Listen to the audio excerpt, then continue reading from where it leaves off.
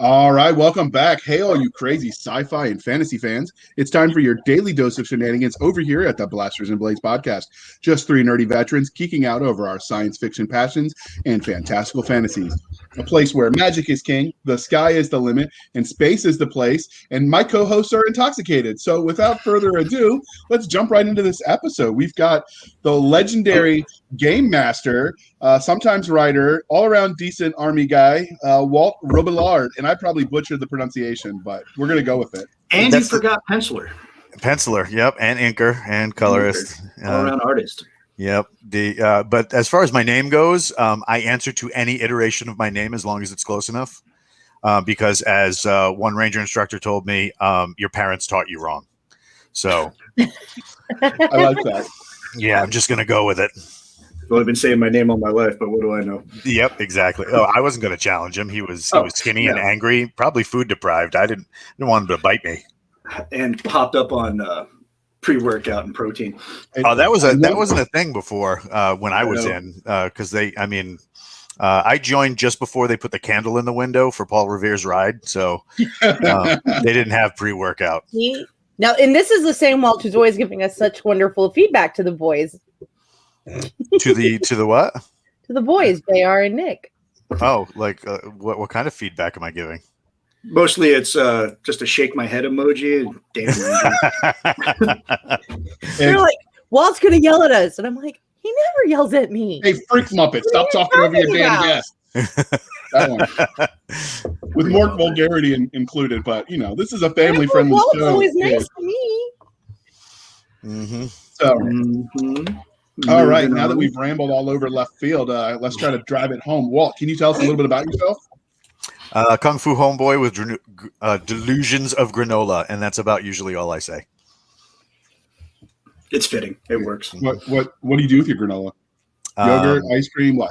I try and keep it away from the 70-pound flying chainsaw that's behind me that I currently have entertained with a Kong toy full of frozen kibble packed in with a frozen piece of dog treat, so he can't get it out, and he's got to crack it all in order to get it because that dog just chews. It's gonna take about 20 minutes to get to it. Yeah, if that. He's looking at me like right now, like, bro, you better get something ready because I'm gonna be all over this mess. It's like, well, you got 20 minutes before I turn into a totally different dog. Yep. That one time we found him. He doesn't get angry. He just gets bored, so he starts doing things like climbing on the refrigerator, finding his way outside so that he can climb on the roof.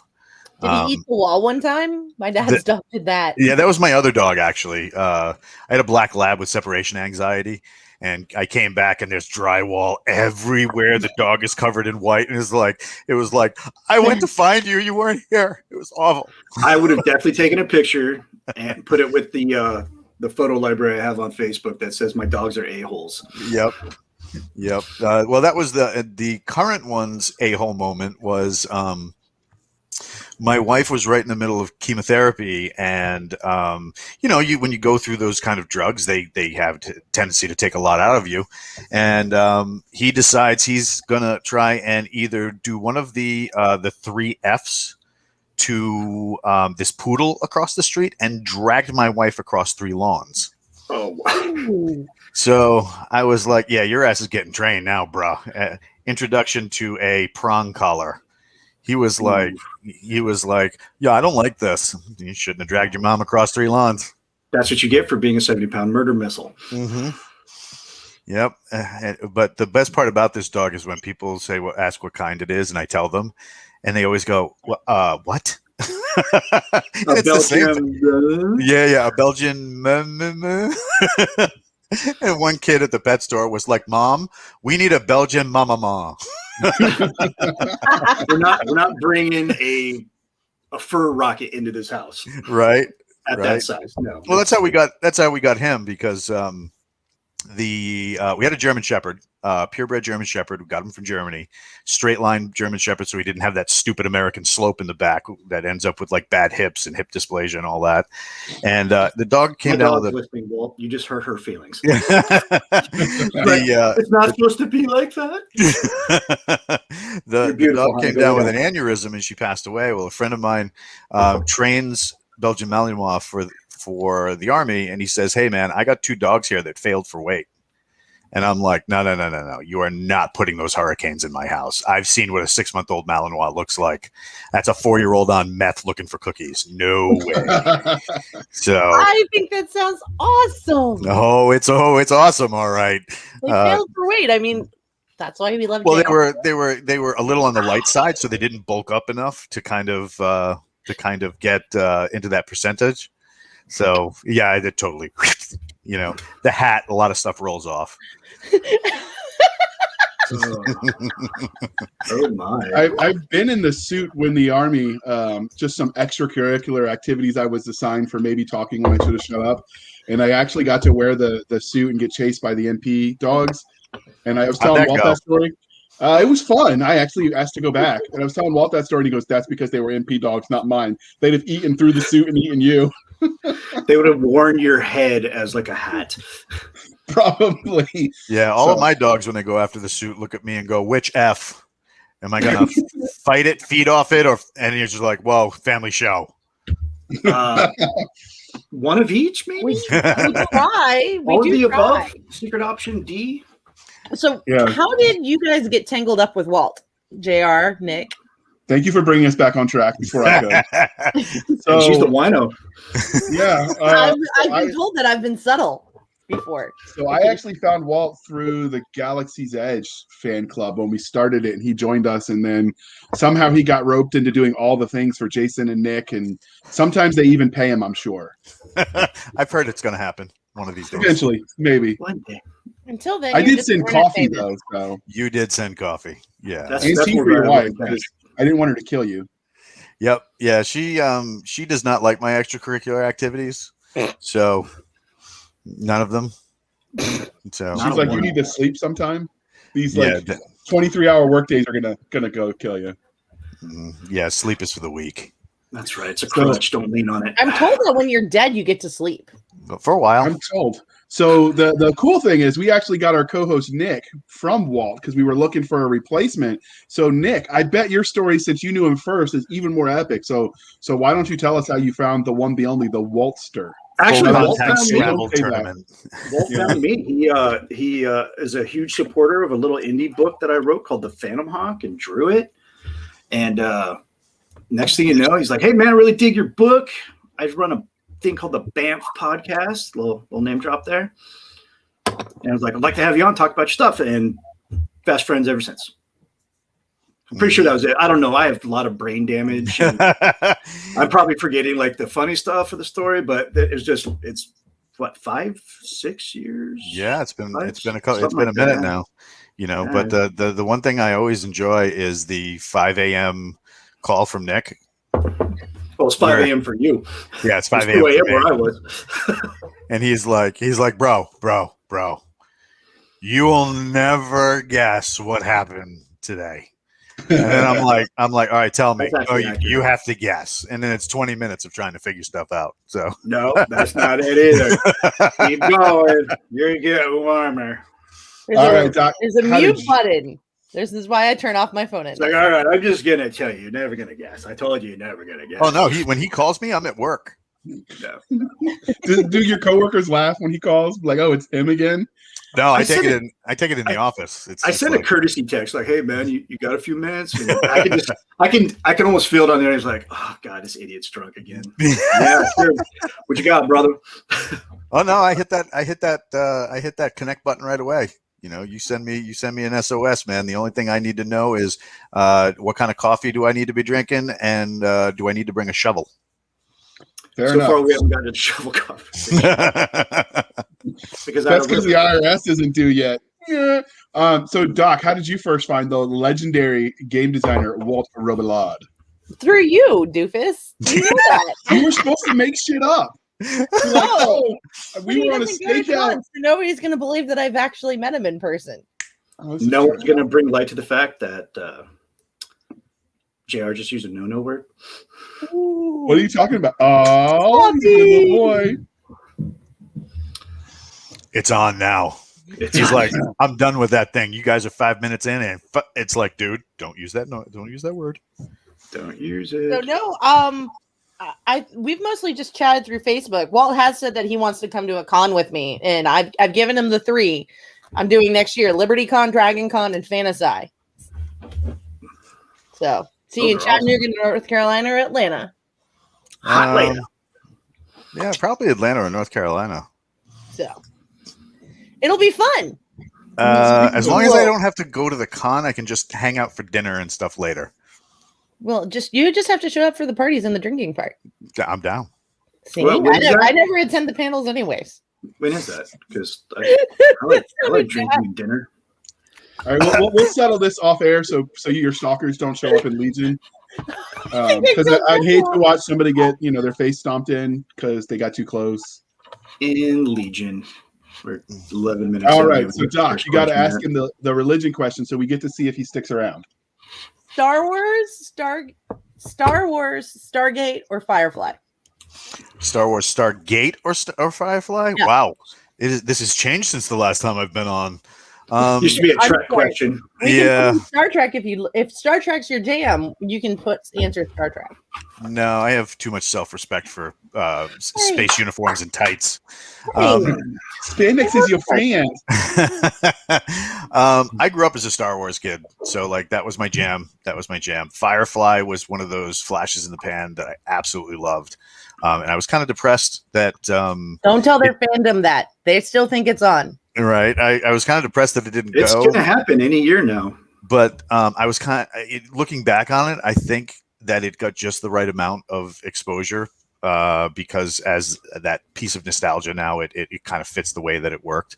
And Stargate is a little weird just because you have the way that the movie worked and then the way that the TV show worked. So while it was interesting while it was on, a lot of those episodes don't age well. So you get that kind of like goofy sci-fi channel vibe to it where it's like, I love it. It is good. I mean, it was, and especially it was good for its time on a Saturday. You just get done with like 4 rounds of full contact Scrabble down at the dojo. You're grabbing something to eat real quick, kick your feet up, and then all of a sudden, here comes the Stargate stuff, and you're just chilling. It was a good time while it was on. But I recently watched a few of the episodes, and it was like, yeah, this is definitely a product of its time. I think I will always be a sucker for Samantha Carter, though. Yes. So did you like the Stargate universe, the SGU? It was okay. It wasn't my favorite. I liked Atlantis more than I liked Stargate Universe. Atlantis had one of my favorite people on it. Who's you that? You want to see me tick off an entire fan base? Mimosa. Okay, the Stargate universe I hold in the same regard as I hold Sharknado movies. You are a heathen, sir. Where is the kick button? The one thing that really irks me about universe Don't be is the second person we get hate mail over, Nick. Yeah. So I get the we're gonna finish the story in this graphic novel, and you get the graphic novel, and it's a cliffhanger too. Like, you sons of. Always leave them wanting more. Had in a book, and I did not pick up book 3 because I was so pissed off. Was it the author literally wrote "to be continued" in the epilogue? That's brutal. Oh, that's brutal. I was like, "That's it. I'm done. I'm not reading this. I'm done." All right, so now you get to ask him the next one, and just pick your 3. Okay, JR, you're so messed up. Dragonlance, Wheel of Time, or Lord of the Rings? Ooh, that's tough. So Lord of the Rings and then Dragonlance as a close second. But Wheel of Time, I actually didn't enjoy. I really didn't. I knew I liked Walt. I didn't enjoy it at all. I thought it was overly wordy, a little too involved in itself. I don't know. I know Robert Jordan is an amazing author, but I really didn't enjoy it. So, but yeah, definitely Tolkien #1, just because it is like the gold standard because it's got everything in it. And then Dragonlance, I really enjoyed because I was on deployment when I read it, and it was one of those things where you already finished Lord of the Rings, and you were looking for something else. But then, I don't know what you guys are doing weird stuff in the chat.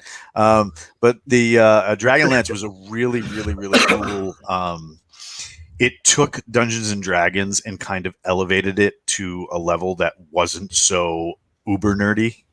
It had great characters, memorable characters, stories. One of the most crushing death scenes since stuff in Lord of the Rings. So you felt the impact of what was going on. It was. I enjoyed it, but I enjoyed the first two trilogies. After that, it was like, let's write a book every week, guys. And I couldn't get into it. I think that's really hard to maintain quality when a series starts fast producing like that. And also, you can run into fan exhaustion. Yeah. Marvel, looking at you. I thought that's why they did everything as comics, because they were fast and easy to produce. I mean, Nick's going to hurt me. Well, they are too, but you start losing quality. That's and that's why I love the indie stuff. They take their time in it, and you get a fully involved and developed story with quality artwork. Where Marvel's like, hey, what is your political stance? You're hired. Hop on. You can't draw? Not a problem. We got a great colorist. Yeah, pretty much. Pretty sure they're related, but not the same thing. Well, I can draw you a stick figure if you need a guy. I know that colorists do one job, inkers do another job. I have been listening. So Nick, if you need a guy, I can draw some mean stick figures. I'm just saying. I'm gonna put that out there. I've actually developing Powerful Ultra Mega Stick Man, which is going to be a weekly comic, and you're going to be the lead artist. Okay. So and I will pay you in pesos. Lint. Or pesos, worth the same. And Cheetos are on sale at Costco. Oh, those are way too expensive for JR. Probably. And diet. So, what is your favorite thing, sci-fi or fantasy? Which was your first love? Fantasy, my first love. Science fiction is the love I discovered later. So okay, yeah. So what's your lasting love? Yeah, torrid love affair. Whatever, birds. Yeah. But, so what's your first memory of the genre then, of speculative fiction? You mean like sci-fi? Yeah. Going to see Star Wars in the theater. The Star Wars commercial on my grandmother's 12-inch TV, and then looking at my grandfather and saying, "We need to see that," and him slapping me in the face, telling me it was communist garbage. No. So what was your first memory of fantasy? Because speculative fiction actually includes both. That's why I try to use that term. And fantasy, not pin people down. Yeah, fantasy was sound smart. I read the Conan novels by Howard. Ooh. And I loved them. Did you watch the movie Schwarzenegger? I did. And then Frank Frazetta at the time did this amazing painting, and they did a 5-6 novel run about the guy in the painting. And now if you find the books at all, you can only find them in hard copy, and they go for no less than I think the first one you can get for about $68. Oh, good guys. Incredibly hard to find. But it was along that same Conan vibe. And then of course I found Robert Salvatore or Bob Salvatore, depending on what your slant on that is, and his Icewind Dale trilogy, which before they turned Drizzt Stewart into this sparkly little dancing elf guy with two swords, he was a straight up killer, and it was a good series. I really enjoyed it. So if you're a Conan fan, did you read Nick Cole's Conan play on Cyberpunk in the Red Rocket anthology? In the Red Rocket anthology? Yeah, it was good. I kind of want more of that. Right? Strange Company instead. I'm like, no, you need to come back to this. No, Strange Company was good too, though. Strange Company has some serious, if you haven't read that, and I have. You definitely should, especially if you know anybody who's merked at all, because the merc life is on display in this novel, and it's gloriously fantastic. We did some Merc. We escorted some Mercs. Well, I guess they escorted us, however you want to look at it. I thought we were more important, clearly. But I just remember being incredibly jealous that they were making like 3 times as much as we were. Yes, but there's always a trade-off because Yes, there is no Merc Veteran Day. there is no Merc Day, and if they get captured, the State Department will not negotiate for their release. You have to do that yourself. They don't get any health benefits, so if you are shot, injured, battered, beaten, or have your feelings hurt while in country, you have to deal with that yourself. You have to pay for that yourself. Wait. But do people care about their feelings? Because nobody really cares about a soldier's feelings. No, they do. Well, when they come back, there's all that touchy-feely interviews you got to do with like psych and all that stuff, right? It's like 70%. Yeah, it's like, how did you feel when you came back? I'm like, I had to pee. How did This you is why we feel like you, Walt. when you had to fade another human being? It was recoil mostly. Yeah, recoil. So, but I need my therapist to listen to you guys because she'll think I'm normal again. Oh, And yeah, she yep. looks at me and she's like, Give her "Are my you email. okay?" And I'm like, "I'm allergic to feelings, and I want them to die." I'll just send them my After- psych eval so they know what they're getting into. Fair and enough. I'll just send them JR's psych eval so that they'll just stop calling me. There you go.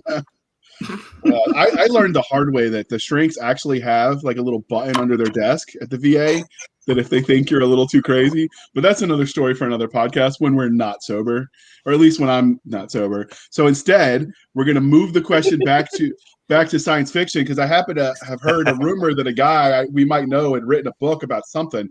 So what is it you love about science fiction as a genre? I love the fact that almost anything is possible, and that it has a tendency to inspire imagination. And that's why when you ask the original question, what was your first love?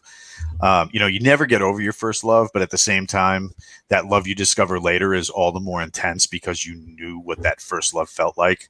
And that's what science fiction is for me, because there's things in science fiction that will kind of jog that little stone or the pit or the spike that's keeping the rock from rolling down and causing an avalanche of ideas. If you knock out that one spike and that avalanche of ideas comes rolling out, you never know what you're going to get. And now, like, one of my friends that I used to train with, who we always thought was like, kind of like a frumpy dude, and we never really gave him a thought. He now works for NASA, and he's developing nanotechnologies to cycle the power cells of batteries so that one single battery can last for 120 years.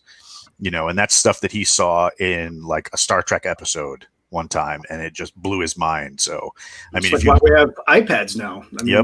Yep, those data pads from Star Trek: The Next Generation. Everybody was like, "Yeah, we can do that with current technology." The Japanese are formulating a cell phone that is made from clear plastic. Yes, but more importantly, they're building Gundams. Yes, they are building Gundams. That is more important than cell phones from clear plastic. And they had the This robot. is why we keep you around, Doc. Yep, and they had the robot. I love Gundam. The robot smack battle with the United States, which we lost because they're Japanese. And yeah. So, but I mean, the great thing about science fiction is there are things in there that can kind of jog a piece of your mind into thinking in a way that you didn't really think before, so that people can take those aspects of these amazing stories and kind of push them into real life. And, we benefit from that as a society. Obviously, we don't benefit from something like TikTok. That's just a thing that needs to burn. But yes, Nick, listen to the grandpa. Hey, that's how I met my wife. Okay, so it gets a pass from me. Gotcha. But I mean, having something like a data pad in your hand, video linked to a conference center at like the biggest hospital in the United States, giving surgery advice to somebody in India or something like that. That 10, 15 years ago was science fiction. And now they do it as standard practice. A lot of the things we do, I remember, believe it was Tom Clancy's Future War. And they did a TV series about it. And the guy would have this like little plastic stick, and he would open it up, and it would be a screen like this. And he had a video conference with a guy in the FBI cyber division, and we were looking at that like, wow, that's probably 50, 60 years away before we can do that kind of stuff. And 10 years later, we're doing it every day. Video calls aren't the thing of science fiction anymore. They're just how we communicate with each other now. So yeah, that's what I really like about science fiction. Okay. So we'll have to bug you later to see if we can get your friend on with the nanotech to talk about the science. I'll call him. User-friendly. Yeah, Drew's the problem good. is a lot of scientists can't make it idiot proof or JR proof, as we like to call it around here. Oh no, he did Jikundo with me for years. So like he's just like a walking head injury. He'll Sesame Street that for you. It's all good. All right, I will break it down for me Barney style. Yeah, so easy peasy. So how did your love of science fiction translate into you writing stories? It started with me wanting to do comic books. So as somebody who's not a native English speaker, writing the words is hard. So wait. Does that mean your first language was Grunt? No, that was my third language. Third language was Grunt. I also dabble a little in Marine. So when I link up with an 0321 and he looks at me and he's like, why are you able to understand us? It's like, dude, it's like we know. So but yeah, because I'm not a native English speaker, one of the difficulties in writing long prose, especially as a younger person, was that my language was heavily infected by Grunt. So, I didn't write pretty. So I got into comic books. Into flesh. Right. I started with comic books. So, when you're on deployments and you need something to do, some guys learn to play guitar so they can impress girls. I started drawing. And, eventually I started working for a couple of different comic book companies, doing storyboards for them so that they wouldn't have to do full scripts for artists because they wanted books out so fast. They would hand outlines to storyboard artists and just say, make this into a storyboard so I can hand it to an artist and I don't have to even talk to them. And I made ridiculous amounts of money doing that until the comics industry crashed at the end of the 90s. And I went into role-playing games after that. And so never looked back. And you were so insane that you started your own company because you're like, that doesn't look so hard. I could do that. And that was the thing too, because like all these guys were coming in and they're like, how did you just publish that? And it's like, well, why don't you do it? And they all would respond with, well, I can't do something like that. And, desktop publishing was starting to move into digital. It wasn't as hard as it was back in like the 80s and 70s. So I was like, I'm going to start a company that I can use to create products and teach people to help me at the same time. And I ended up with a full-time company where I have 2 employees that work for me all the time. They try and get stuff out as much as possible. And we created this company that whose sole purpose was to help people get into the publishing industry via either comics or role-playing games or writing, so that they didn't have to learn the process by themselves from step one. So it was a good time. It was a great way. I'm sorry? Writer's Track. Writer's what? Writer's Track. They have a whole bunch of stuff on that kind of stuff too. Oh, cool. She's trying to get you to attend as a professional at Dragon Con because she thinks everyone should go to her favorite tiny little convention in Atlanta. Walt doesn't need to buy a badge. Walt's definitely more worthy to attend that than me because I just wrote a dinky little indie comic. Yes, and like a dinky, you didn't get on any programming. I didn't know. Like Walt created something that I wanted to create, which is like, hey, I don't know where to begin, but I'm gonna do this. Yeah. So, and this is like before Facebook, all that stuff. I Googled I Googled my way through it. I'm like, okay, I need to find someone to print this. Now that I've spent 120 something man hours producing this comic, how do I get it to people? How do I come to a con as a guest? Yeah. Yeah. I've watched some of your cons live. The ones that you did live and stuff like that. Those were good. Yeah, I love doing that. And that's one of the one of my favorite things to do on panels, besides talking about, veteran awareness and, dealing with PTSD in the arts and how those two can help each other. Absolutely. And then also you're like, hey, you want to make a book? Cool. I'm here to help. There are several guys out there that are doing comics right now because, they got off a deployment, guys with TBIs, broken backs, inability to walk, explosive damage to hands and stuff like that. And I would be like, hey, what would really help your TBI? Outlining. Let me show you how to outline a story. Hey, what would get some of the dexterity in that hand back? Let me show you how to ink a comic panel. And we've helped a couple of veterans like that. And it was my privilege. It was my honor to help those men and women and get them kind of like back into some semblance of normalcy where every day wasn't a struggle to kind of overcome the demons that followed them home.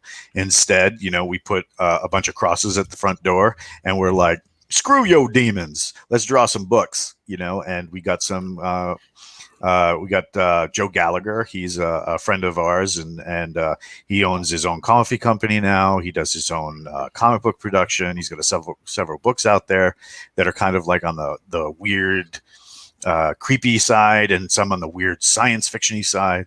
It's guys like that who, you look back and you're like, yes, it was my privilege to help those guys. So, starting Hazard Studio in 2004 was probably one of the greatest things that I did in as far as helping my brothers come home from, a tough time to a home that probably didn't understand what they were going through. Oh, that's outstanding.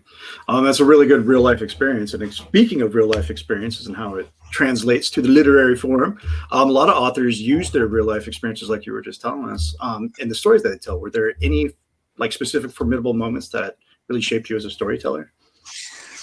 I really love stories, and I really love writing stories about tribe. I love family stories where the family didn't start together, but they end together. It's just people that form their own tribe because they're of like mind, like purpose. I love stories like that. And the fact that, family isn't blood, it's honor and commitment to each other. That kind of thing is absolutely cool. And that's what the Army was to me, because I'm a filthy, dirty mutt. My mom and her side of the family is from Sicily. My dad is from Corsica. So half my family is white. Half my family is very Mediterranean looking, dark skin, almost black. We have African, Moroccan, Turkish in our bloodline. So, if I walk into the sun at all, and my wife is of German descent, and, she looks at a light bulb too long, she gets a sunburn. I walk out in the sun. Yeah, I walk out in the sun, I turn brown. So it's like I was never white enough for the white kids. I was never black enough for the black kids. The Spanish guys thought I talked funny, so there was never a tribe I had of my own people, because I was everybody's people, or I was nobody's people because I wasn't people enough. But when you got to the Army, the first time you're sitting in that squad bay and they say you're all equally worthless. And then 30 days in, they tell you the real secret isn't that you're all equally worthless. They tell you that statement that they give you on the first day of basic training is only half of the equation. You are all equally worthless except to each other. To each other, you should be priceless. I had a drill sergeant who always said, I hate you all equally. Yes. Yeah. And when I start saying that, people go, oh God. And after my second demotion in basic training, where I tackled a guy out a window. Dude, how do you get demoted in basic? So we're going into the negative ranks. So I didn't particularly care for some piece of overprivileged, whatever he was, calling somebody who gave me water out of his own canteens so that I wouldn't be a heat casualty the day before. Somebody calling that guy the N-word just rubbed me the wrong way. We were going out an effing window. Oh, yeah. It's on. Okay, that's fair. That guy who shared water with me, from that day on, that was my brother. And you just insulted my brother? Hell no. I don't care how badly I get beaten in this contest. I said, we're doing this. And, eventually I got my rank back, and it was one of those things where they're like, right attitude, wrong execution, but it was good initiative, bad judgment. Yeah. And that's one of those experiences really, I love those kind of stories. Cause if you look at some of the best stories in the last 30 or 40 years, right? The original Star Wars was about a family getting together that didn't know they were family. Two of them were related, but the majority of them weren't. And they became they had this inseparable bond, having, like different stories around like that. Look at the Fast and Furious movies. Who knew that was going to get 10 freaking iterations, right? But yet once again, it's all about family. It's all about that sense of community and tribe that you build for yourself. And I love stories like that. And anytime I can kind of storyboard that, it really puts the wind in my sails. So was that the defenestration of Sandhill or Kelly Hill for you? Yeah, we weren't allowed at Sandhill. Yeah, we weren't allowed anywhere near that place because at the time that was the medical barracks, and they were like, "There's females up in there. You guys ain't going near there because you've been 30 days without that, and that's going to be like a drowning man to oxygen." Hell no. So, yeah, we weren't allowed up in there. Okay. Demonstration of Kelly Hill. The after art of throwing someone out a window, defenestration, my favorite word ever. Mm-hmm. That's a big word for me. I'm gonna have to look that up later. Oh, I love how you guys are so silly. All right, now you get to ask him the military questions. This is gonna hurt you really bad because I know you don't like talking about the Army. But Nick, you're gonna have to control yourself. Fine, I'll behave. Don't get salty with us. I was born of salt. There's too much salt on these nuts. Let's do this. Yeah, there we go. Woo! All right. Military science fiction, mil sci-fi. Your bio mentions that you retired. No, you didn't retire. You served in the U.S. Army. We ask all our authors who are also military veterans this question, but how do you feel like your time in the big green weenie affects the stories you tell? Well, there's obviously the community stuff we just talked about, but weapons, tactics, stuff like that, I routinely am approached because people will say, "Hey, we know this guy that is really good at that kind of stuff. You should talk to him." And a lot of times when I talk to authors, the biggest problem I see tactically is that nobody does the research. They watch something on the WB network and they think that that's what the Army is, or that's what a special operator should be. And it's like, no, that's total. I was just talking about recently. I was approached by an author who wanted to do a halo jump into an oil rig.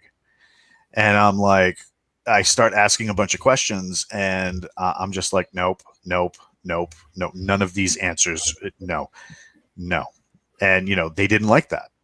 Because it didn't fit their particular what they had for their story, but at the same time, it was like, look, if you tell the story this way, nobody's going to gig you on it, but the veterans who read it are going to roll their eyes and probly stop reading it.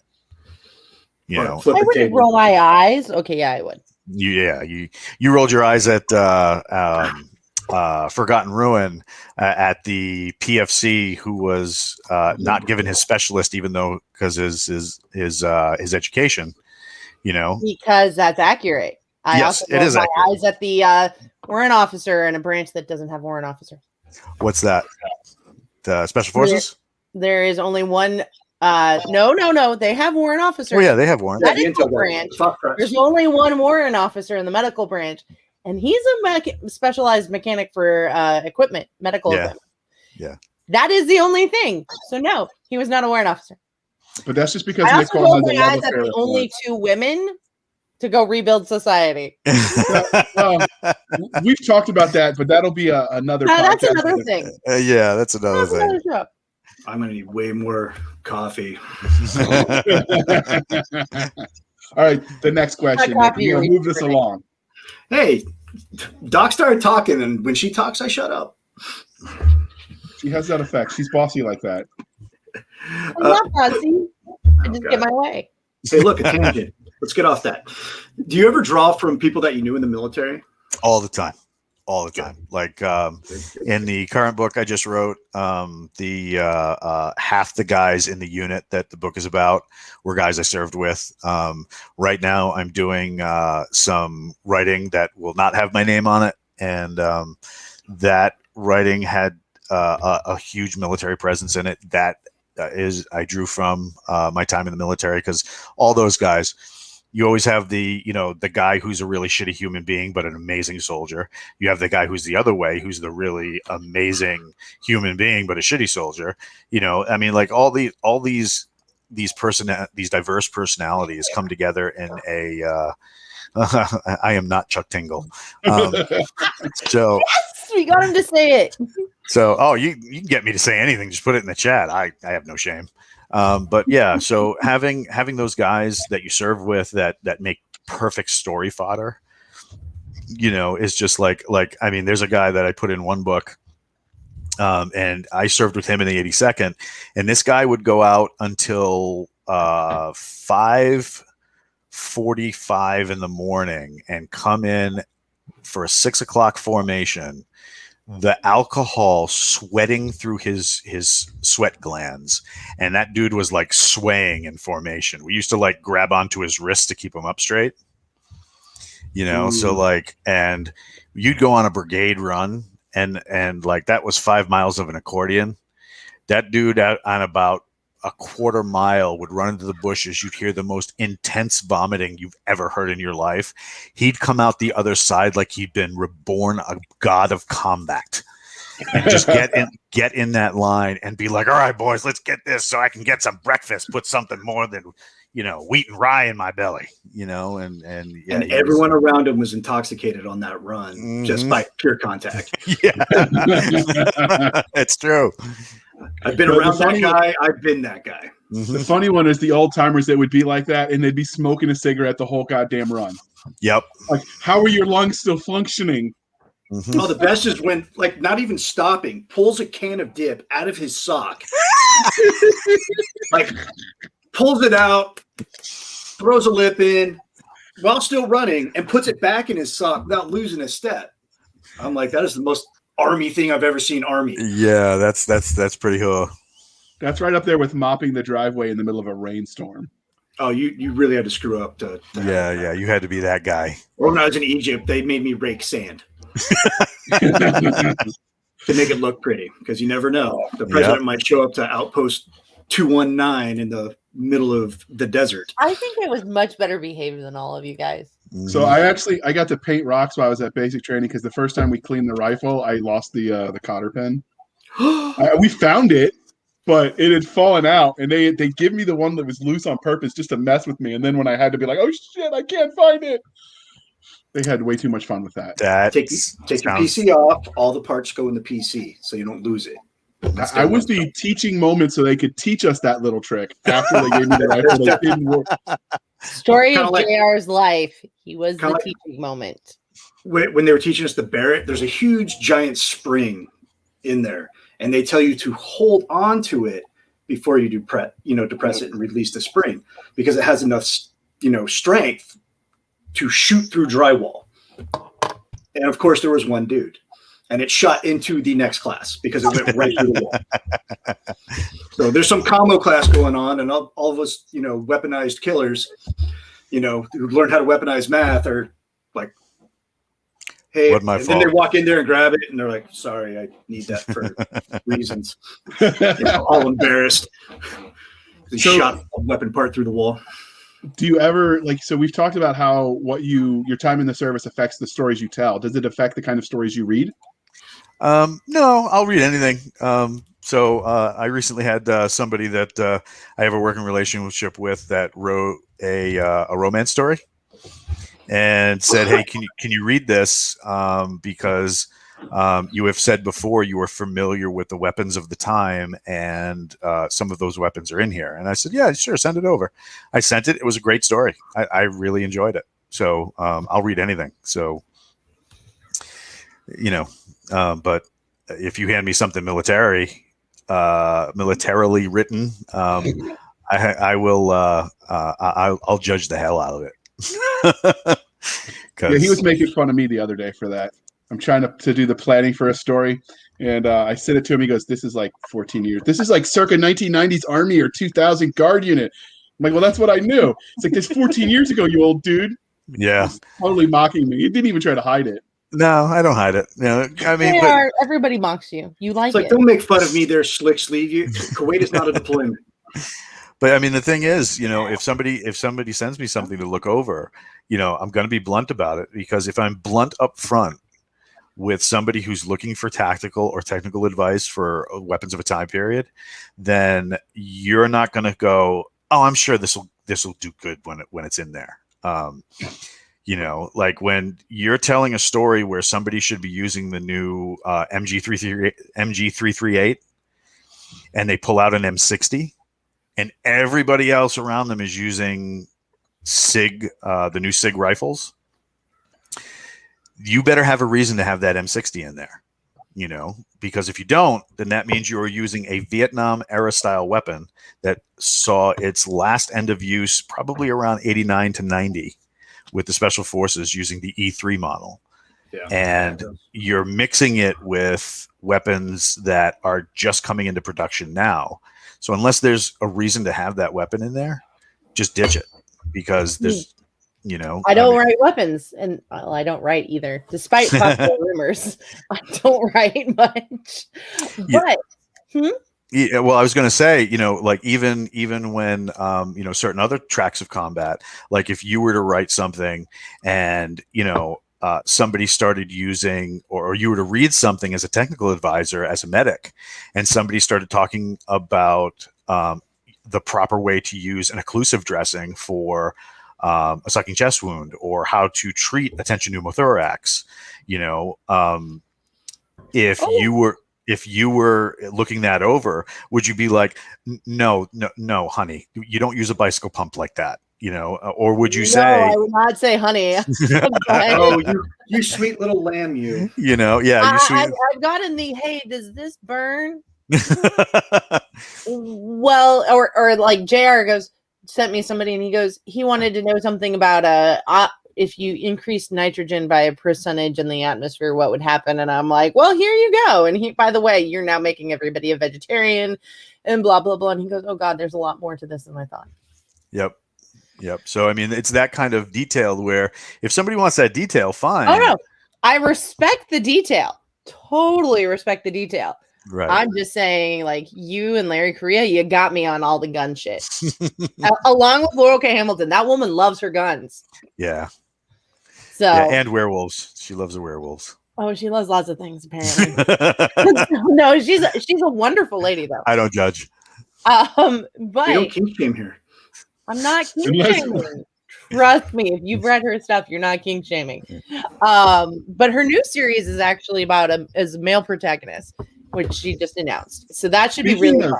Speaking of new series, we're here to talk to Walt about his. So let's get this party back on track. I think that was JR trying to crack a whip. So instead of it having cracked on him, the feud. You know what? Sometimes I let him play. It's Star-Lord and Thor in the ship right now. We all know who's in charge. It's me, right? Of course. No, Nick, it's not you. You're the No, it's not me. I know where I'm in the social hierarchy here. That's why I'm in the bottom right, as always. Speaking of... Yep, we just broke Cisca. I'm just editing myself. I am capable of it. Great, I've been promoted. Shit.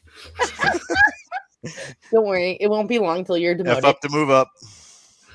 So has anybody transitioning away from this into things I do know more about? Have you had any really cool fan interactions, like fan art or somebody cosplaying? Yeah. So I own a role-playing game company as my kind of start into all this. And I've had people like send me pictures of the characters. I've had people do full-on products using my game system. So I kind of believe that counts. So yeah, like amazing fan art done. And what is this game system? The game system originally was called Super's Revised Edition. It was originally created by Simon Washburn, myself, and a couple of other guys that we work with. We purchased the rights for the game, so now we own it, and we did a revised edition, cleaned things up, new layout. Made it kind of standard across the board, so it's a really easy game to play. The tagline for us is spend 5 minutes learning it, spend 10 years playing it, and you'll never have a boring time. So we really enjoy the game system, so much so that we pitched it to Nick Cole and Jason Onspach, and it's going to serve as the basis for the Galaxy's Edge role-playing game, which will be coming later this year. Very sexy. Yeah. We even use the rules as a basis for miniature war gameplay. So we've contracted Enemy Spotted Studios to act as our or as Galaxy's Edge representative for that, and they're doing these amazing miniature models that are just like sick and twisted. So I love painting miniatures. I don't really play tabletop war games because they tend to take way too much time, but I do enjoy painting them. Yeah, oh my god, they just got the sculpts painted, and they are 10 pounds of sexy in a 4-pound bag. It's just really good looking. So yeah, Nick, you rub it like you own it. Oh my god, on this episode so many of our fans are going to go from Anchor to watching this on YouTube because they're not going to understand otherwise. But this is why he has his OnlyFans account, for those kinds of stories. So we'll move back to the fandom. Anyways, have you had anybody ask for your autograph away from a convention or book signing event? Yeah, I was in a comic book shop, and some of my games were being sold there. And somebody recognized me from a podcast and said, "Hey, can I get an autograph?" I was like, "Well, you're gonna have to buy a book because I don't have any with me. I'm just here to buy comics like you are." So yeah, they bought the book and I signed it, and that was kind of neat. So I still talk to the guy here and there. He's good people. So he bought one for himself, and then I bought 2 more copies, which I also signed, and I gave those to his kids. So very cool. So I was going to ask if you'd ever spotted somebody reading one of your books in the wild, but you kind of answered that one. So I guess we're on to the funniest fan interaction. I really don't have not JR fawning over you. It's the other way around because he's got the coolest avatar ever. I haven't had too many fan interactions. The only thing that, and I've told this story before, the only thing that really kind of fired me up a lot was this is going back a few years now. I was reading comics at the archery range where I shoot, and this is before COVID and all that craziness. And there was this young lady that was there, and she's just she's watching me read this book, and she kept looking at it. And it was a female protagonist. So I was like, "Here, you take it." I said, "I'm gonna hit the lanes." So I grabbed my arrows and I grabbed my bow, and I fire off a couple for the next lane, and then everybody's pulling their arrows. I come back, and she's like, "Oh, here's your book back, sir." I said, "No, keep it."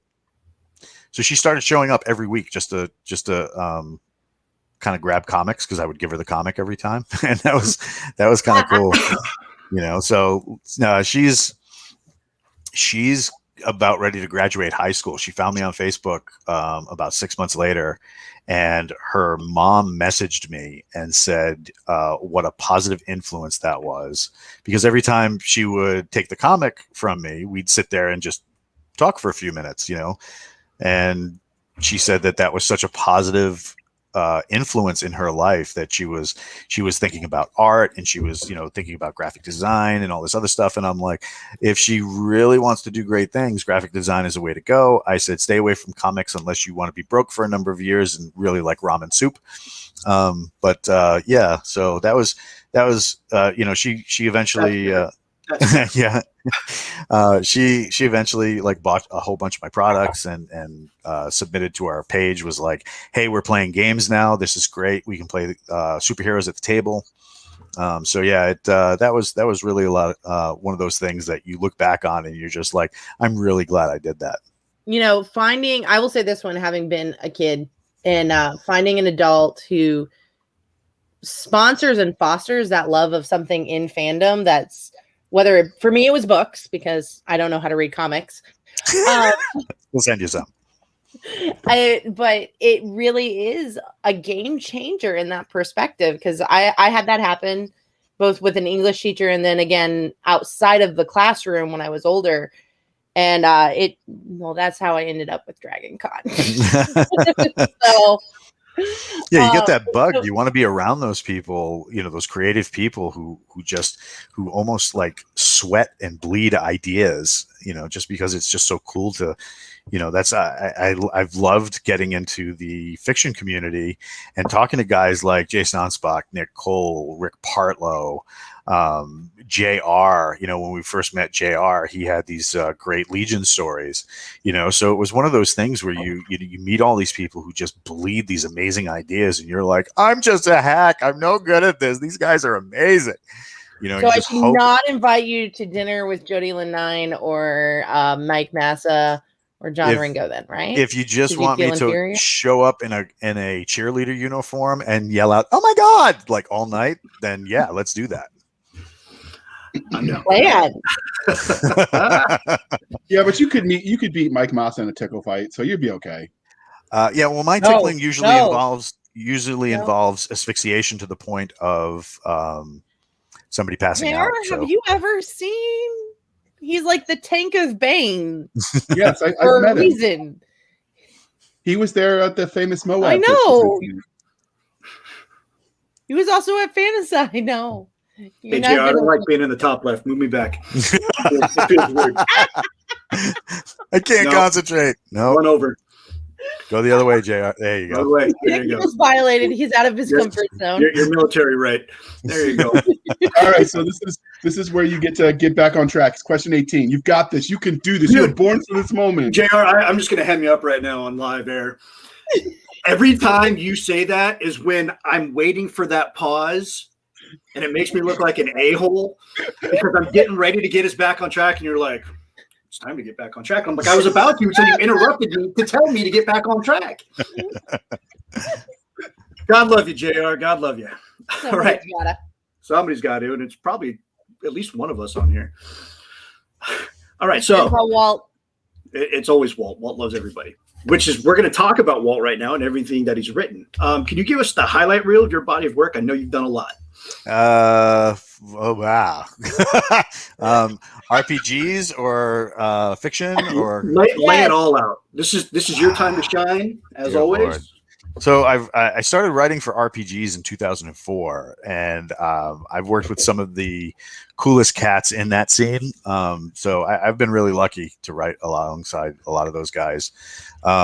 When I started having a studio, I started doing my own stuff. So there's a lot of role-playing game material out for that. I did a bunch of short stories for JR in some of his anthologies. I was in the Beyond Horizons Beyond anthology for Keystroke Medium. We have some books that had my name on it from the 90s, and it was a pen name, and those have since been removed because they are horrible pieces of literature that are more suited to kindling. Now we got the Hunter's Moon line that's coming out, and I've been doing a lot of ghostwriting for people. So getting my name out there is not as important to me as getting paid. So, if somebody wants to pay me to write something, bring it. If you want to put your name all over it and leave me out of it, that's fine. I don't care. As long as the check clears. The Adventures of Downs and Gonzo. Right. Bring it. I'm there. So all good in the hood. Oh yeah. Oh man, that got a lot of stuff out there. That's pretty cool. Let's talk about The Mongrel, the first novel in the Hunter's Moon trilogy. I'm sorry, my brain isn't working as usual. Right on. Where did you get the premise for this universe? So right around 2014, 2015, there was a bunch of cool sci-fi that was coming out, and I wanted to play it on the game table. But there was no authorized role-playing game for it. And of course I wanted to add my own spin to it. And I have this group of guys who help me play test games. We call them the Midnight Crew. just because we're all in different time zones. So the only time we can really get together is midnight. So we got together, started playing these games. The universe evolved a little bit, and then I said, this would kind of make this would make a fun time for a novel series. So I originally came up with one idea, and it really it would work if the series was already established, but I didn't really have a series. So I was like, something, I'm just going to get something out of my fingers and into the keyboard. And I was like, let's do something that you don't really see that often. Let's make the criminals the heroes. Let's have the bad guys be the one that's got to save the day. So Robin Hood. Not so much Robin Hood. Think The Sopranos, but there's nobody left to fix what's wrong. Okay. Don't keep bringing none of that California bullshit here. Right.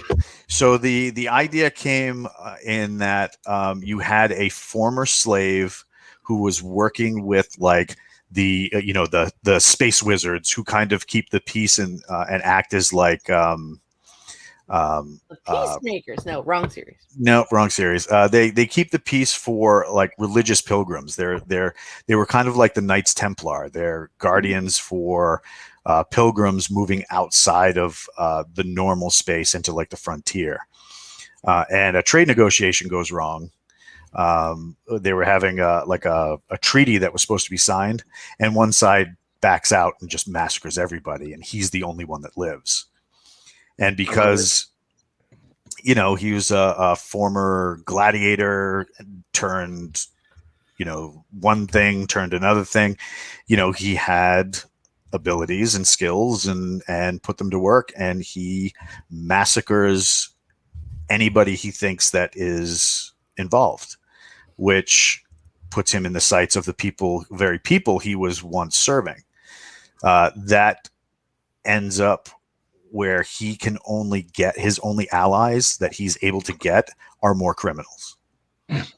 And as this kind of evolves, this plan forms where he's got to bring this larger element into the picture to show this conspiracy and what's going on. So, it was a fun thing to write. And I was saying on another show recently, this writing was all going down when my mom was battling cancer. And when she was in hospice is when I wrote the third book.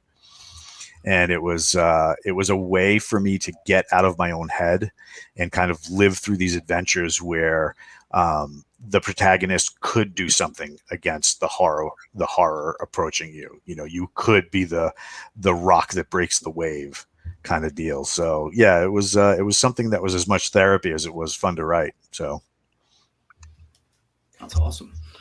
All right, let's talk about that cover. JRQ, that bad boy. Ooh, baby. It's my favorite part of the show because I can actually talk intellectually about it because you guys all hear on one of our interviews, I actually managed to artsy fartsy a little bit. You did. You really churched up the show a bit. Yeah, that's the cover for the audio. Oh, so it's just the biggest cover. It's the same one. It's just bigger, so I can take more screen. I was going to say, there's different art. Why am I not looking at this art right now? I love art. That's what I'm here for. That and the inappropriate jokes. Well, it's not the pretty looks. Well, I mean, I have a face for radio. Everybody told me that. I'm sorry. I should be nicer. You shouldn't. It wouldn't be you, and you'd feel naughty. No, let's take a look at this. This is a really there's a lot going on here. It's a really awesome cover. I like the color choices, the camo pattern. Oh, that's Cry Precision. That's awesome. Right. I like to know that Cry is still in business. I like the Mecha Dog. Oh, that he is awesome. So cool. That the is Mecha so Dog cool. is awesome. He is awesome. So did anybody ever watch the anime Kashan Robot Hunter? No. Because he had a cool mechanized dog like that. I mean, it had a mechanized dog. That's probably the only similarity. But like, the dog was its own character, and it was awesome. So I'm not going to spoil what that thing actually is because it's a lot of fun discovering it in the story. Because it's Mecha Dog. Sort of. I had one beta. I have a small group of beta readers, 4 or 5 guys that read my stuff for me and tell me whether or not I'm goofy and should just go back to my day job. So Harsh. I had one guy call me up, and the first words out of his mouth were "asshole." I was like, all right, what did I do, and did it really have my name on it? And he's like, I get to the middle of the story, and then these two guys are throwing down in the middle of this mesa, and all of a sudden, floodlights. And I'm like, oh, I know what part you're at. He goes, yeah, I was listening. I put it on my phone so I could listen to it while I was driving. He goes, I almost got into like a car accident. I was laughing so hard. I'm like, good. That just made my day. That was the point. All Yep. right. So yeah.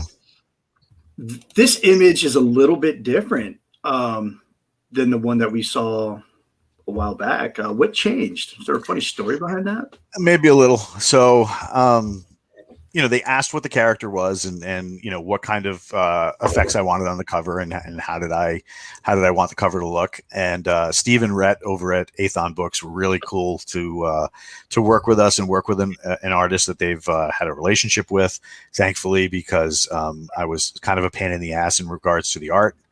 So, I get the original art back and, because they had said, hey, what does the main character look like? And I said, he should look like a really tall, and insert actor's name here.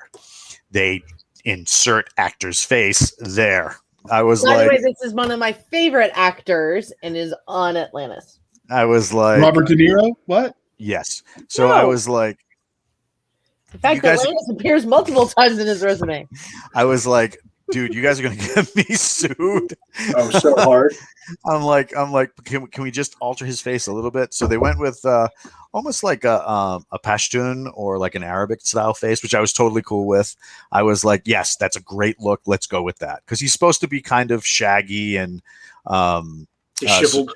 he's just escaped from like a prison, and he's now he's on the run and he's trying to find all the bad guys, and you got super cool robot dog. But yeah, the what do you call it? When actor's face appeared on initial image, I'm like, that looks amazing. Please change it. Broke your heart. Oh my god, yeah, it was a thing. I don't know if you mentioned, but who did the artwork for the cover? I have his name written somewhere else, and I'm not going to butcher the pronunciation of it by trying it without looking at that.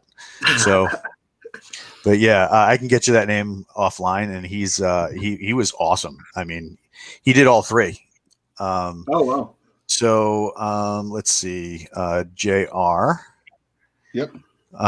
If you like, you can share my window. Ooh. And those are all three covers. Ooh, Look at that. I really like the Those are nice. Spartan kind of Greco-Roman thing you got going on the Hunter's Moon. Yep, number 3. Sentinel. Yeah. Yep. Yeah, that dude is like a major turning point for the story.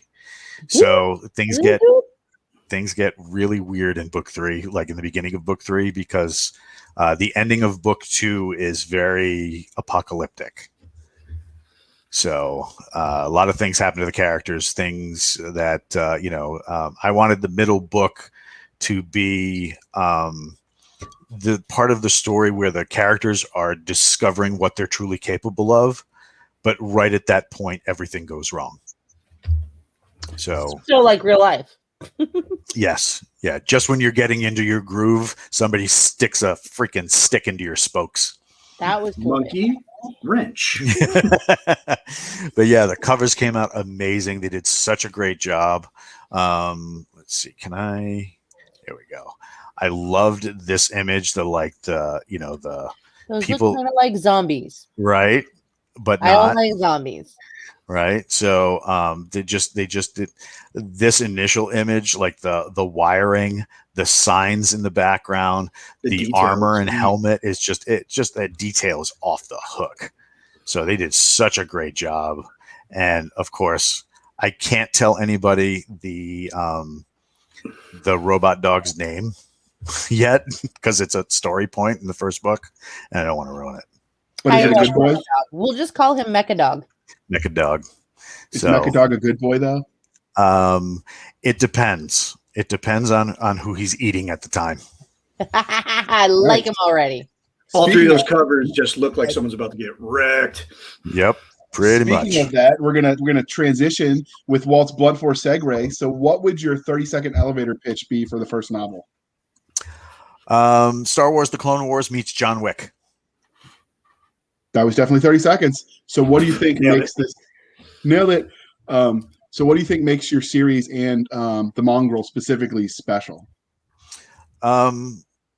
In that it's not so much about criminals rising to the occasion to stop something that initially started as what they felt was all personal slights.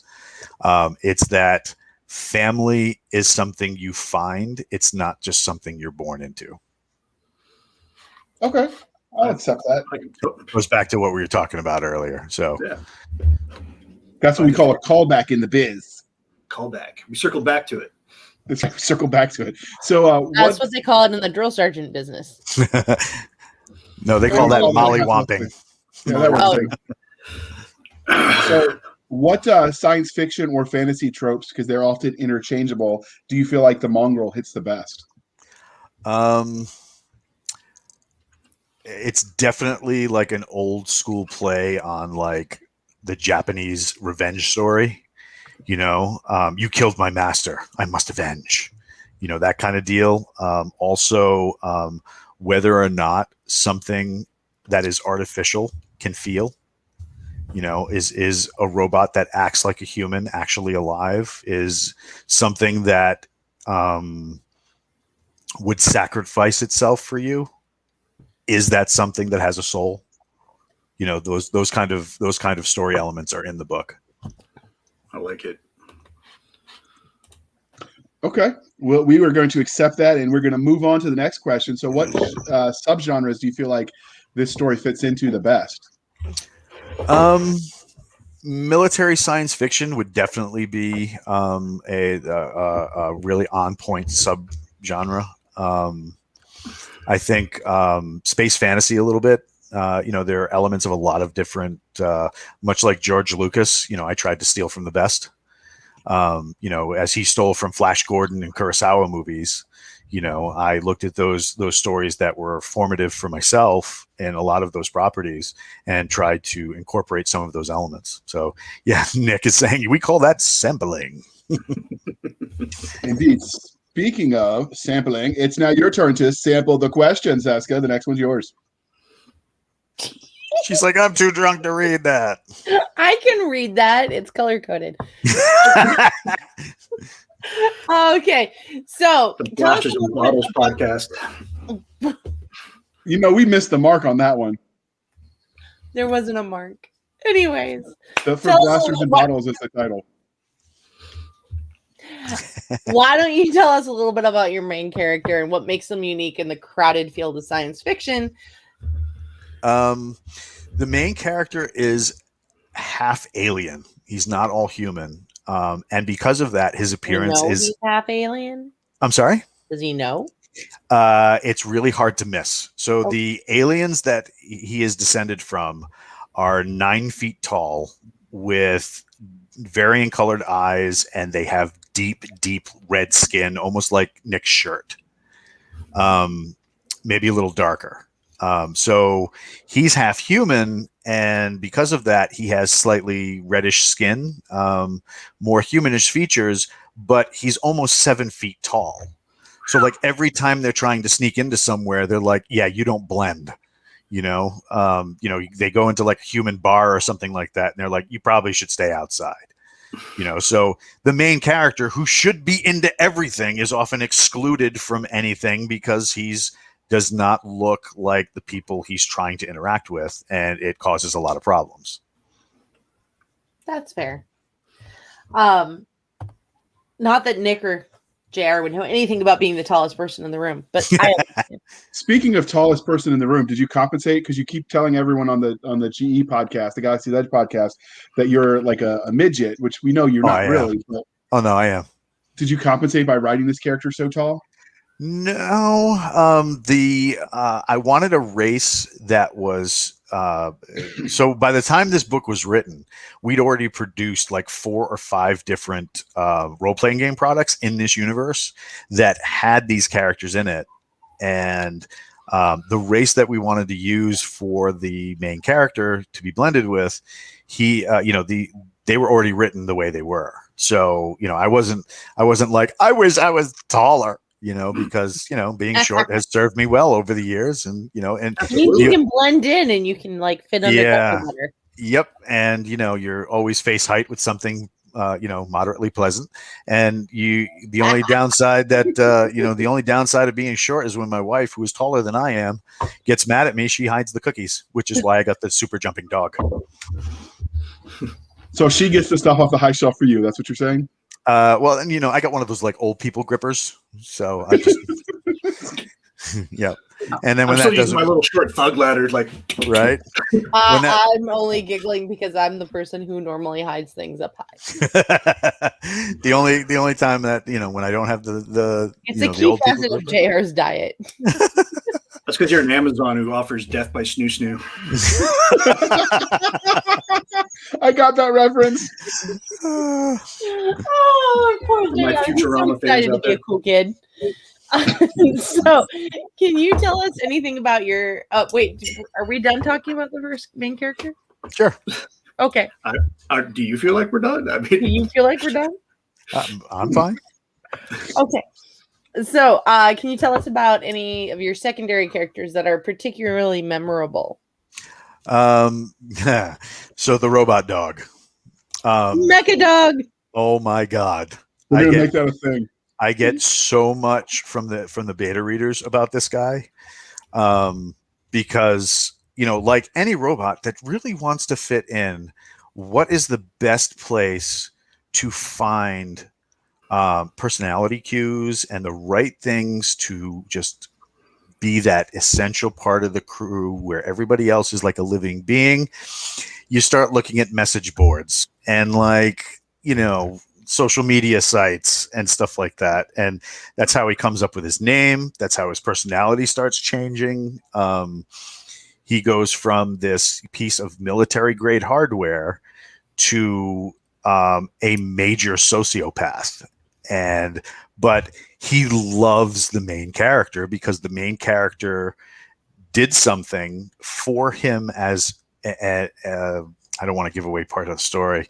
The main character did something that ingrained him to the mecha dog, and the mecha dog is just like, well, I'll go wherever you go, but anywhere he goes, it's just absolute mayhem, because it's like, all right, so we're going to sneak in. He goes, yes, we sneak in by ripping off their heads. And when their heads are off, they can't see you anymore. It's like, wait, going to sneak in quietly. He goes, slowly twisting the heads off. He's like, no. No. They're not going to see us because their eyes are closed because they're dead because we shot them all. It's like, I am Groot. Right? I am Groot. And, and at some point somebody's like, is there one of the other characters, secondary characters, is like, has this like love-hate relationship with them. And they're kind of like the two siblings that constantly bicker. And it's like, is there an off switch? And he goes, I know where your off switch is, and they go back and forth and stuff. And it's right next to the on switch. Right. And it's a lot of fun. They're a lot of fun to write. Those secondary characters are absolutely hysterical. And then you have the one who's like the mom of the group, who's like, oh, I constantly work with children. This sucks, So yeah, it's the secondary characters are almost as much fun as the main character. The main character just being, because he's not alien enough for the aliens and he's not human enough for the humans, but he's tolerated by both. He's developed this very easygoing personality where just everything rolls off his back. So like you. Yeah, it's definitely drawn off his life experiences that we talked about earlier in the show. No, I actually modeled him off of a sergeant I worked for who was pretty instrumental in me coming up back in the day. And he was an immigrant to the country. He was his English was a little weird. but we loved the crap out of him. And he just, like, when somebody would call him, like, like we'd be out somewhere and they're like, nobody told you could sit there, you dirty spick. And he's like, guys, just walk away, and he'd come out and we'd be like, hey, what took you so long in there to come out? You told us to go out first, and then you were in there for another 5 minutes. He's like, oh, I made a call, and then I told them I wrote down their addresses on napkins and handed it each to them. And I'm like, that's creepy as, oh my God, that's awesome. He was that kind of guy. He was such a nice guy. Like, if you were his friend, he had a way of like elevating you to feel like you were a Spartan next to him, But if you were his enemy, he didn't have to raise his voice. He just would do creepy shit to you and make you like you just be hard. We'd be standing there as his friend, like, I'm not going to sleep for the next year after just hearing him say that. So like, yeah, I modeled the main character after him because nothing bothered him, but like, he would go after his targets and sink them in ways that were asymmetrical, instead of just hitting a guy in a bar, he'd walk up to the guy and whisper something into his ear, and the guy would just sit down, and we'd be like, hey, Big Sarge, what did you say to that guy? And he goes, I really shouldn't tell you. I wouldn't want you to think bad of me. We're like, we saw you basically attack a guy with a grapefruit spoon 2 nights ago, and you want us to think nice, like, where is the quantifier in this equation? So Where yeah, are we drawing the line? he's a cool cat. So do you see any of these secondary characters getting their own breakout novels? I could see any of them getting their own breakout novels. One of my beta readers really wants me to. There's one female in the group, and says that she needs her own series.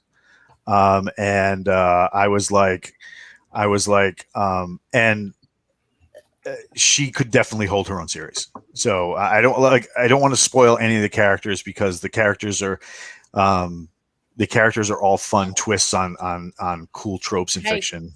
I'm all about the female being the main character in the series. She does a lot. But like I said, she's also like the mom of the group, kind of like, no, let's go. And she's the only one that can like tone down the murder dog, the mecha dog. Yeah. Because he's Murder like, dog, that's going in the hashtags too. Right. Because it's like, okay, so what we're going to do is we're going to go in there and strip them of their ears and we're going to wear them as necklaces. And she's like, that's going to contrast with your color palette. And he goes, it's a good thing you're here because yeah, you're right. That would look weird. All right, we'll just shoot them instead, and I like her already. I'm not sure which one I like better right now. Her or the dog. Oh my God. Yeah. The dog is hysterical just because he's a sociopath. And she's funny because she's constantly like, without making them, she's the one that steers them the way that they need to go and make it seem like it's their idea. So she uses Inception. I say that's like me, but no, they all know that I'm boss. No, you're too blunt for that. Of that subtlety. Subtle like a mallet. You know what? You need it. That's true. I'm not even going to say you like it. I'm just going to tell you that you need it. I saw you just reaching up through the screen like that. It would have been much funnier if you had reached down across the screen and like pulled him by his ear or something like that. We'll work on that technology for next time. Maybe your boy that's doing nanites can figure it out. Anyway, that's going to go in a dirty, dirty about the bad guy? The bad guy. You don't really meet the bad guy until book 2. Okay. He's there. You get a sense of him at the end of book 1, but you don't meet him until book 2. And then you always hear about authors who write a secondary character and they're supposed to be in there for 5 minutes and that's it. When my beta readers read the second book, they were like, this secondary character working with the villain has to be more. You need more of this. Yes, we call it characters running amok. Yes, and they refuse to behave, like Nick. The character is the character that they wanted more of. Works with the villain, for a little bit in book 2, and then you find out some stuff. So it's it's really, really, really interesting. And at one point, one of my beta readers, who is very right of center, was like, "Are you going woke on me?" And I'm like, "Just read the story, please. There's reasons. Read the story." He's like, "Because I feel you're getting woke." I'm like, "Look, relax. Just calm down. Read the story." I said, "You got to remember, number 1, I'm middle of the road guy. Number 2, read the story." And he read the story, and he was like, he calls me back, and he's like, "Yeah, all right, this makes a lot of sense. All right, I can see what you're doing. Okay, yeah." I'm like, "All right, go have a bourbon, kick your feet up, relax." Don't mind if I do. Yes, right. But the villains in this are more subtle, less Darth Vader, more like a Bond villain. They're in the background. They're there. They're not like stroking a big white cat, but at the same time, they're not going to be blowing up planets. But that's so much fun. It is. But it's not. Their machinations are a little more subtle because what they're going for is more subtle. So can you at least add like one little mustache twirling scene just for nostalgia's sake? Oh, I don't want to ruin it. Trust me, it's in there. It's in there. It's in there.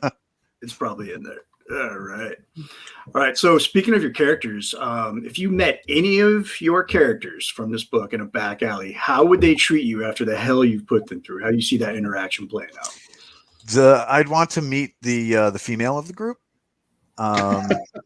Because I feel like she would send me on some like crazy quest to recover something where I have a possibility of surviving. The rest of the characters would just shoot me in the face. What would Mecha Dog do to you? He would probably chew on something till it came off. See, that's why he's so cute. Oh my God. he's so much fun to write. There's I won't be spoiling anything because I don't even know if this is going to be successful, but he's got that, like I said, the sibling rivalry with one of the other characters, and at one point they're in this like major like sci-fi car chase, and dude is like in the Star Wars equivalent of a Dodge Charger. He's weaving in and out of lanes. He's being shot at. And all of a sudden Murder Dog comes on the comm and he's like, "Hey, how close are you? And how close are you too?" Right? Because he's talking about Murder Dog and the main character. And the dog says, "Well, we're kind of close. I mean, we've established a little bit of a rapport over the last couple of months, and I feel like we're really clicking." He goes, "I don't mean that, you jerk. Like, I'm getting shot at. I need backup. Where are you? Like, are you two like close? Like, how close?" And he's like, "Well, I mean, I've always wanted more, but I don't think he sees me that way." And he's like, "No, I need backup." Like he keeps going like playing the joke, and then finally Murder Dog is like, "All right, Nancy, keep your panties from twisting into your throat." He goes, "Homeboy's here," and then you see like the claws rip through the ceiling of the car because he's been riding on the roof the whole time. So and then there's a huge gun battle that happens. That's a lot of fun. On a scale of 0 to Dallas Corbin, how awesome is this car chase? It's pretty good. It's pretty good.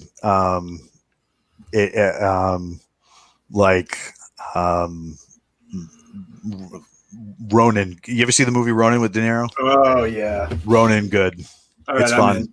Yeah, it was a fun scene to write. There's a lot that goes into it, so yeah, it's fun. But I mean, the other side of it too is I didn't want it to be so military sci-fi that you couldn't have a lot of fun with it. So there's a lot of like goofy aliens. There's some of them are very human-esque. Some of them are not.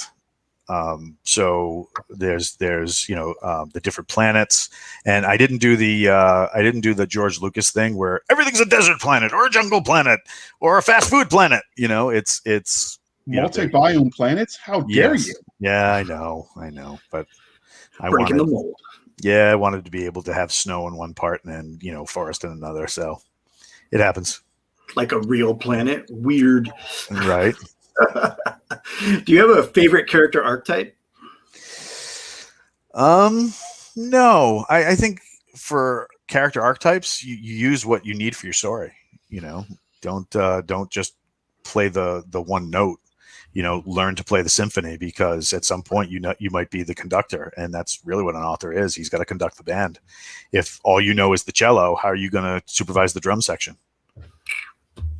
Absolutely. You just let them pound away.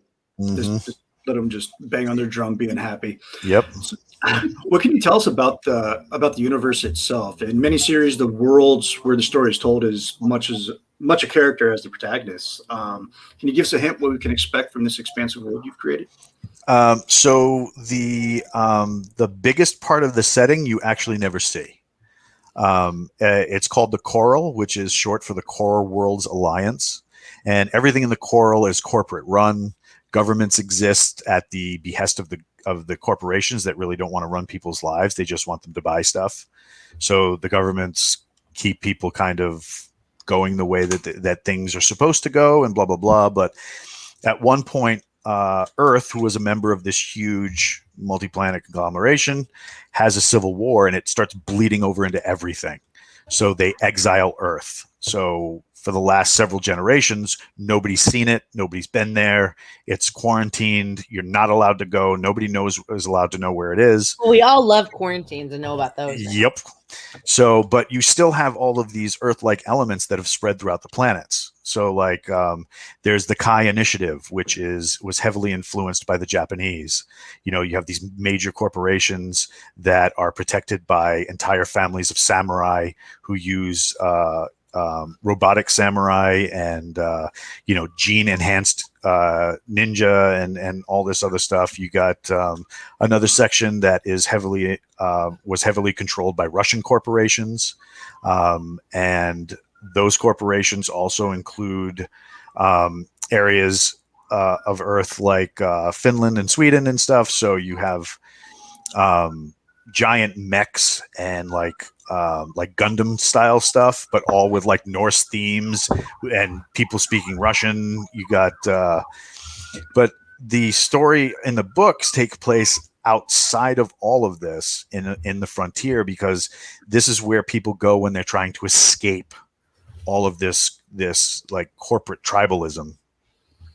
And they, because of that, it's also very lawless, which is how the Marshals Templar, which are the kind of like the space wizards of the setting, they start coming in.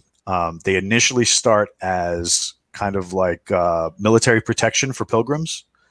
And when they end up taking over a planet as like a base of operations, they realize they need a government.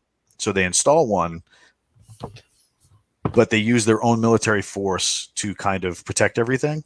And they create this military force called the Lancers, which are specialized military units dedicated to serve the Templars in their kind of keeping everything from exploding, from like people constantly trying to take each other's territories, piracy, stuff like that. And it's that military group that where you see come into the major part of the story.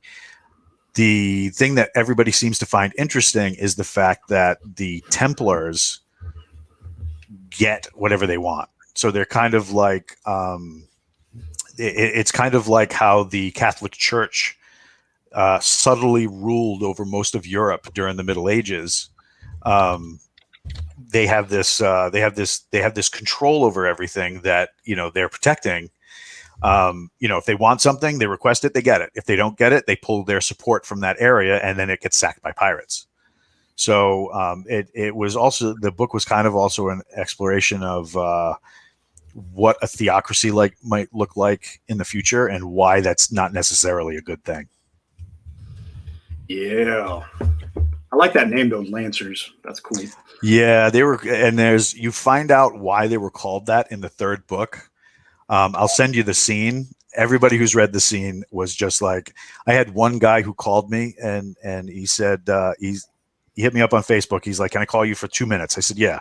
He goes, I just got to the scene where so-and-so is giving his speech to like the soldiers who just went through that fight. I'm like, yeah. He goes, that Lancer speech, fuck yeah. And then he hung up on me. I was like, okay, I don't know how to take that, but cool.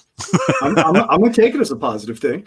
Oh my God. So yeah, you find out why they were given the name that they were, and there's a big reason behind it. It has to do with the setting. So, but yeah, they're the guys that were on the cover in the kind of like the grayish white armor. Oh, that's cool. Yeah. So you mentioned earlier that this started as an RPG. So what system did you play the Hunter's Moon trilogy universe on? Was it your supers? No, originally it was a game called White Star. Okay. Which is it's a throwback to old D&D with the Star Wars numbers filed off. So very easy to play. It's the book is only like less than 100 pages if you get the original, and you play out your whatever. We even did a source book for it called Shadows on Starlight, and it was about military contractors and mercenaries in the White Star game. So, and it was very successful for us. People still buying it. It's we released that 2019. So we did that at the same time I was writing the novels. So a lot of if you're looking for more insight into the novels, you can get that book. And there's a huge section on the Hunter's Moon kind of like universe in the back of that. So the Mongrel is part of a series, I know, because you showed us all 3 covers for the trilogy, and it says so on Amazon. But after that 3-book run, is their story finished? Can there be more from these characters? There can definitely be more. I finished the 3rd book with the idea where it could go on, but you could finish it right where it leaves off. So if you didn't continue, you wouldn't break the immersion. But at the same time, if you did continue, there's a jumping on point. Okay. So we know that every literary universe, at least the good ones, have their own internally consistent rules of science and technology. So what sort of tech can we expect from these books? There is a fair amount of nanotechnology, and it's used. I consulted my friend about what is possible now and what could be possible in 200 years, 300 years, 500 years. And some of the things that they talked about were absolutely mind-blowing. Things like there's a really great video on YouTube that scientists have been studying the effect of for several years because they think it's one of the best examples of a hive working together, and it's a group of army ants invading a wasp nest to kill the wasps. They basically create this big daisy chain of just their bodies to form a bridge so an assault element can enter the wasp hive, kill the queen, and let the hive die.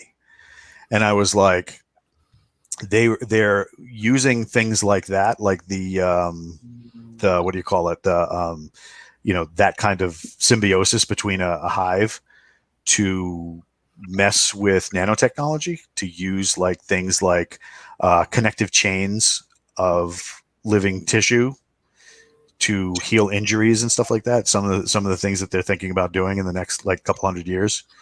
So imagine a patch like in the series Hunter's Moon, the medics on scene. Everybody carries a slap patch, and slap stands for sear, laceration, acute trauma, and puncture. Right. So when you put this patch on, it's loaded with nanotechnology that can seal and start the healing process. It's not going to fix the problem. It's still a Band-Aid on a bullet hole. So you need like actual medical treatment after that. But that kind of technology is stuff that they're working on today. So. That's awesome. Yeah, put that in the book. Okay. So, Doc, you get to ask your favorite batch of questions right after the religion question. This is all you. Try not to mess it up. No pressure or anything. I love how JR thinks that I receive pressure. So of all the tech you invented in the universe, which one would you use on daily? Probably their comms units.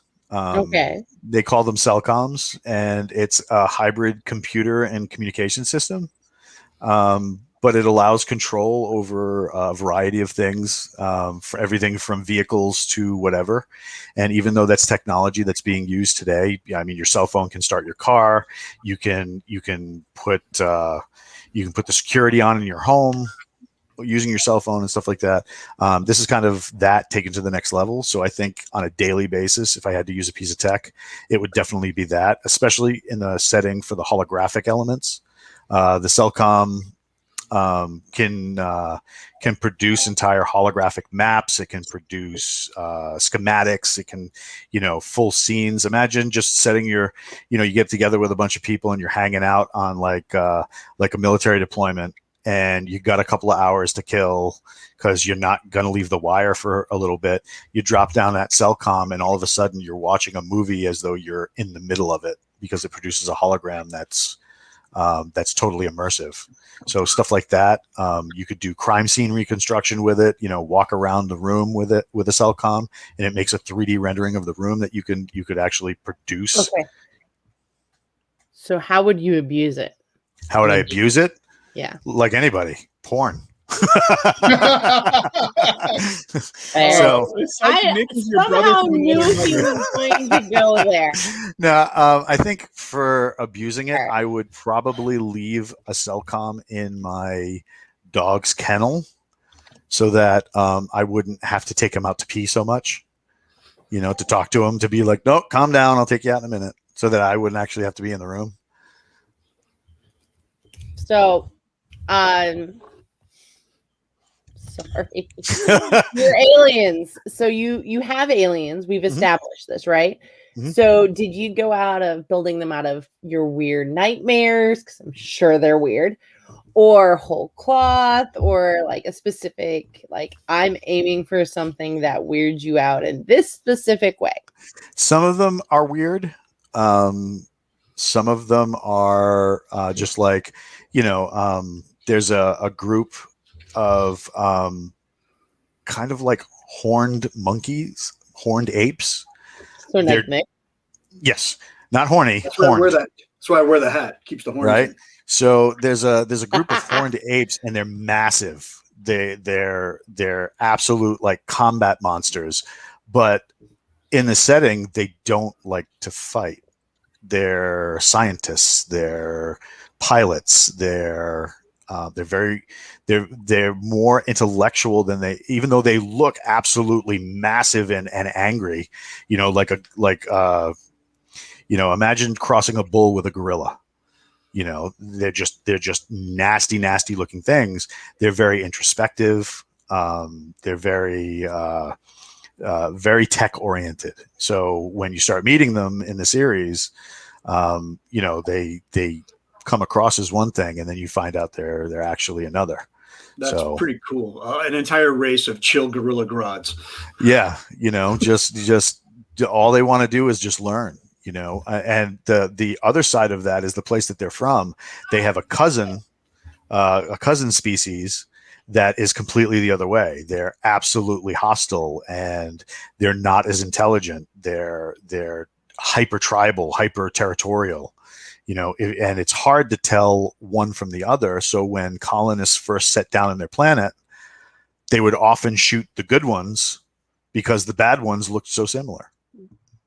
So kind of telling about humanity and how we look at a book's cover and judge immediately. So especially when the book, did something to our no-no space. Thank you, Nene. Uh-huh. All right.